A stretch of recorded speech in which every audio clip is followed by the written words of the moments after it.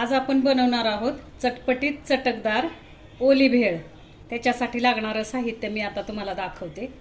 नमस्कार मंडळी, स्वागत आहे तुमचं आम्ही सातारकर किचनमध्ये। आज आपण बनवणार आहोत ओली भेळ। ओल्या भेळीसाठी लागणारं साहित्य बघा, इथे मी चिरमुरे घेतलेले आहेत। हे चिरमुरे जे आहेत एकदम नरम नाही आहेत बरं का, एकदम खुसखुशीत असा चिरमुरा आहे हा, अशा प्रकारचा। त्याच्यानंतर इथं मी हिरव्या चटणीसाठी लागणारं साहित्य बघा, पुदिना घेतलाय, कोथिंबीर घेतली, 4 हिरव्या मिरच्या घेतल्यात आणि 4 लसूण पाकळ्या घेतल्यात। हे आपल्याला हिरवी चटणी करायची भेळीसाठी। आता गोड चटणीसाठी मी इथं गूळ घेतलेला आहे आणि चिंचेचा कोळ घेतलाय। आणि आता भेळीसाठी लागणारं साहित्य बघा, इथं आहे चिरलेला कांदा घेतलाय मी, शेंगदाणे घेतले, हे शेंगदाणे आपण तळून घेणार आहे तेलामध्ये। कोथिंबीर चिरून घेतले, 1 लिंबू चिरून घेतलेले, त्याच्यानंतर पातीचा कांदा बारीक चिरलाय, हा पातीचा कांदा आहे, हा बारीक चिरून घेतलाय आणि टोमॅटो चिरून घेतले। आता आपण भेळीला सुरुवात करूया। कशी करायची भेळ मी दाखवते। इथं मी कढई ठेवली गॅसवरती, त्याच्यामध्ये आता थोडंसं तेल घालणार आहे मी आणि तेल घालून आपण चिरमुरे फोडणीला देणार आहे। आपण तेल तापत ठेवलंय, थोडंसं तेल टाकलंय मी 1 चमचाभर। आता त्याच्यामध्ये मी थोडीशी हळद टाकते,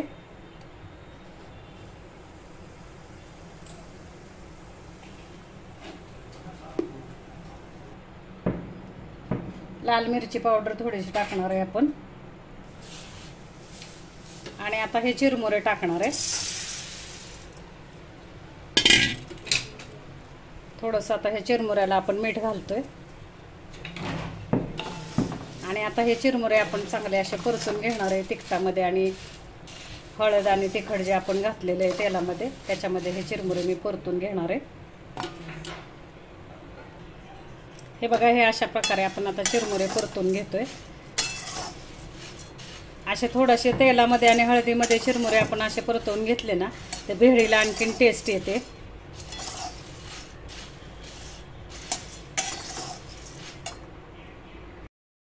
तर हे बघा मंडळी, आता आपण आहे ना शेंगदाणे तळून घेणार आहे तेलामध्ये। मी तेल चांगलं तापलेलं आहे। भेळीला हे तळलेले शेंगदाणे खूप छान लागतात बरं का। भेळीमध्ये छान असे खरपूस आपल्याला तळून घ्यायचे। आपण पोहे करताना कसे तळतो तसे आपल्याला तळून घ्यायचे।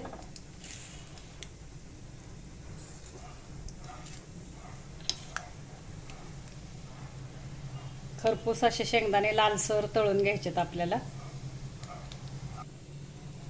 आपले हे शेंगदाणे आता तळून झालेले, मी हे असे भेळीमध्ये टाकणार आहे। इथे हे चिरमुरे मी पातेल्यात काढून घेतलेले शेंगदाणे आपण भेळीमध्ये टाकणार आहे। आता त्याच कढईमध्ये मी तेल काढून घेणार आहे आणि गूळ टाकणार आहे। आपल्याला गोड चटणी जी करायची चिंच गुळाची, ते आपल्याला गूळ थोडासा आपल्याला पातळ करून घ्यायचा आहे त्याच्यासाठी। हे बघा, अशा प्रकारे आपण आता ह्या भेळीत शेंगदाणे टाकलेले चिरमुऱ्यामध्ये मी आता गूळ पातळ करून घेते। हे बघा, आपण आता गूळ पातळ करून घेतोय।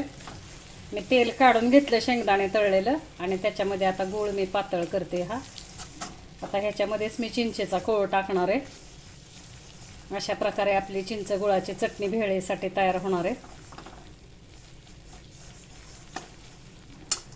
तुम्हाला दाखवते मी, हिरवी चटणी पण मी करून घेतली। हे बघा, हिरवी चटणी मगाशी जे मी तुम्हाला साहित्य दाखवलं होतं चटणीचं, ते मिक्सरला मी करून घेतली चटणी ही। आता मी गॅस बंद करते, त्याच्यामध्ये मी हा चिंचेचा कोळ टाकते।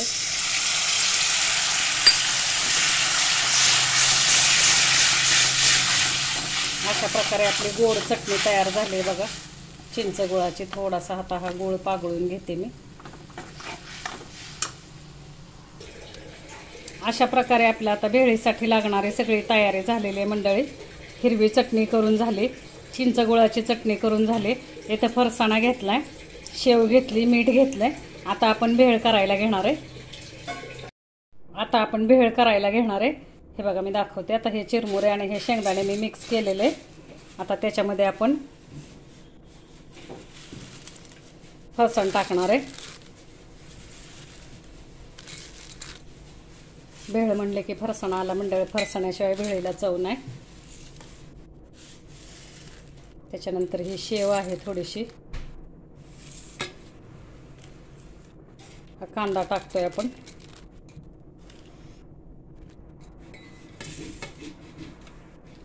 टोमॅटो टाकायचे.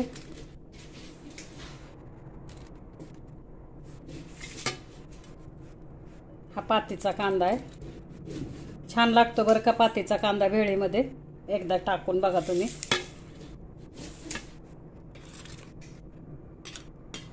आता आपण हिरवी चटणी टाकतोय.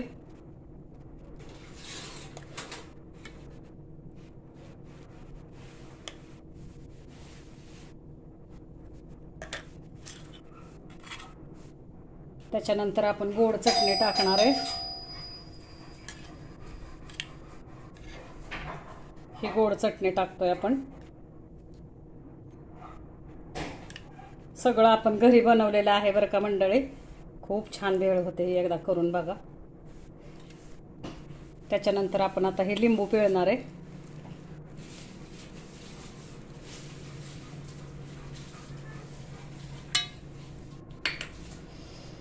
मीठ टाकतोय आपण. हे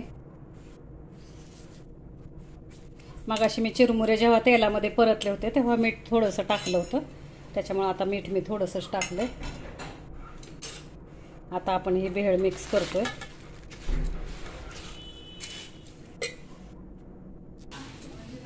हे बघा, आता आपण ही भेळ मिक्स करतोय मंडळी.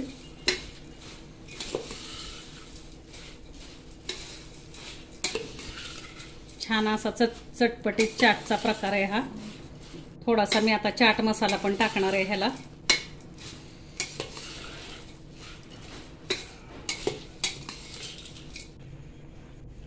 आपण हा चाट मसाला टाकतोय थोडासा. ही मिरची पावडर टाकते मी जराशी.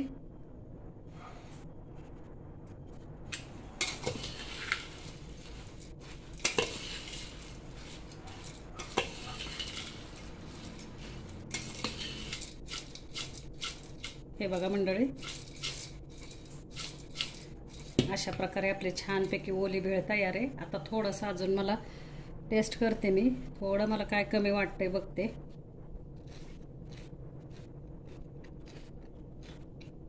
आपल्याला तिखट चटणी थोडीशी पाहिजे.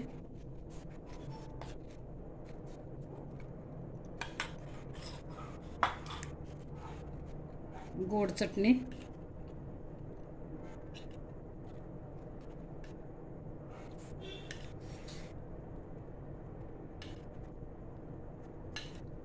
कोथिंबीर राहिली मेन, थोडासा कांदा,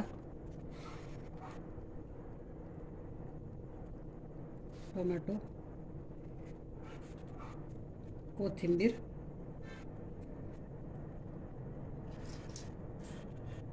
हे लिंबू.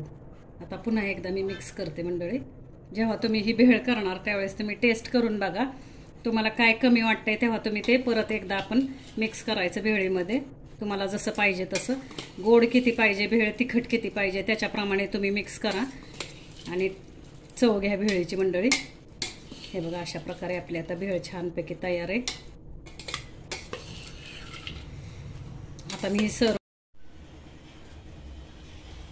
आता मी सर्व करते. जशी आपल्याला गाडीवरती भेळ सर्व करतात तशीच मी करते प्लेटमध्ये. कागदी प्लेट आहे मंडळी ही. एकदा घरी करून बघा, खूप छान भेळ होते ही.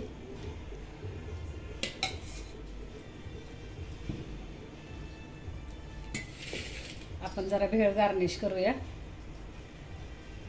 हा कांदा टाकलाय मी.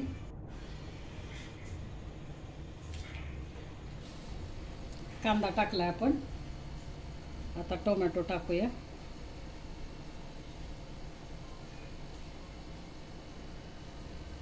हा पातीचा कांदा आहे मी चिरलेला आहे, कांद्याची पात.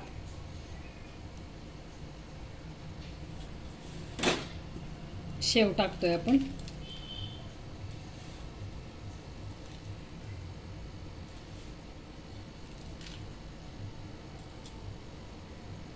कोथिंबीर आहे.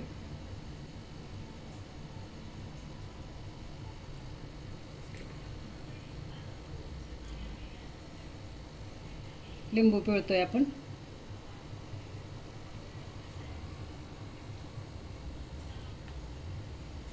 अशा पद्धतीने आपली भेळ तयार आहे मंडळी. चटकदार, चमचमीत, एकदम झणझणीत ओली भेळ तयार आहे. तर एकदा अशा पद्धतीने करून बघा, खाऊन बघा. कमेंट्समध्ये मला कळवा माझ्या रेसिपीज तुम्हाला कशा वाटतात. आणि आपल्या मित्रमैत्रिणींना चॅनल शेअर करा, सबस्क्राईब करा. धन्यवाद मंडळी.